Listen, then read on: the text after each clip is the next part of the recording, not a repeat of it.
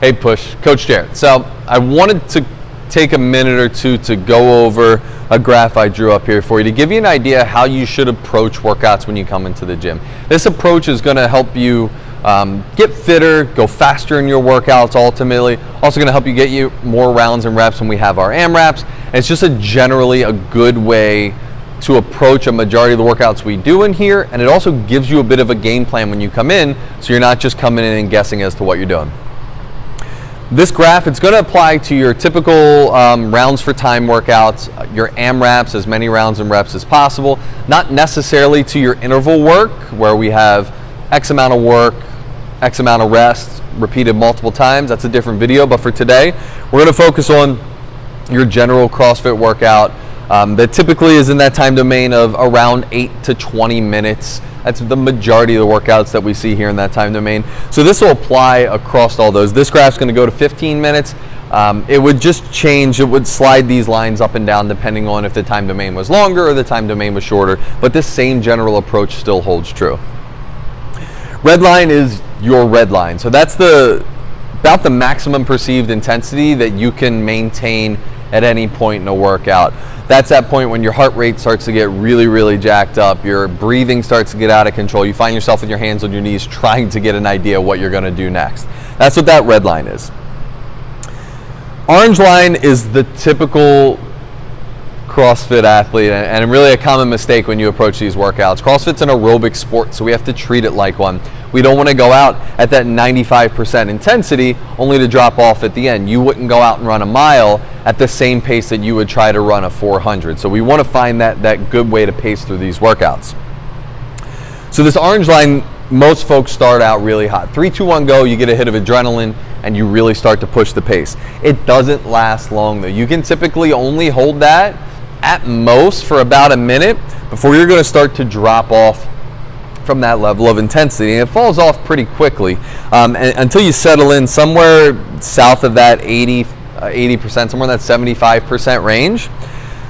And you typically hold that for a while. You'll feel a little bit more in a groove as you start to get yourself together, maybe increase a little bit, but you typically stay in the same spot till we get to the last 90 seconds, try to accelerate through the end to finish that workout.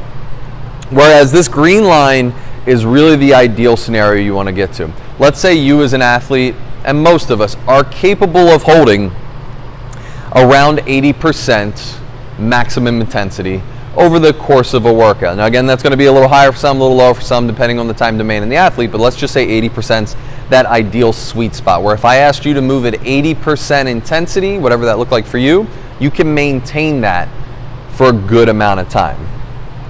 So instead of going out hot at that 95% intensity, back it off a little bit to get yourself in the groove of the workout. Find that good 75% start, and over the course of the first 2 minutes, slowly start to increase your pace as you move along. Once you get to that, again, that 80%-ish intensity, just hang out there. You just want to hold that pace for as long as you can for almost the entire workout until you get to that last 90 seconds, you accelerate a little bit. Last minute, you accelerate a little bit. That last 30 seconds is going to be reserved for that max effort push at the end to finish the workout. And you can see, if you just maintain, and even if you start off slower and you maintain that nice steady pace the whole way, you're going to be able to get more work done across that time, which is exactly what we're going for. And this also helps train your body in that energy system at that threshold. So if your body then starts to get really, really comfortable at this green line, at that perceived threshold for you, you can then start to push it a little bit. So instead of starting out at 75%, maybe you start out at 78%, and then you climb up a little bit there. So you want to train your body to be able to hold these perceived intensities across time, so that way once you get comfortable there and you develop that engine better, you can then raise that green line up. But if you're constantly working at this 95% start and dropping down here, you're not going to get the score you're looking for in a workout. But more importantly, you're not really hitting your potential. Because if you're able and capable of working at an 85% intensity, but you never get there, you're actually doing yourself and your fitness and your energy systems a disservice by never allowing your body to train in the range that it's capable of. So, at the end of the day, try not to go out too hot. Start off a little easier. It may even feel slow when you first get a hang of how this feels. Start off easier, ramp it up a little bit over the first minute or two, settle in for the entire workout, get into a good pace so that way you can accelerate and sprint to finish.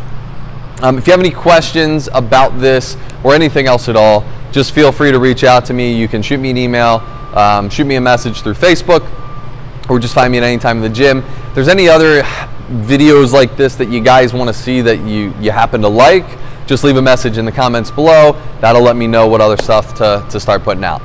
Take it easy, guys.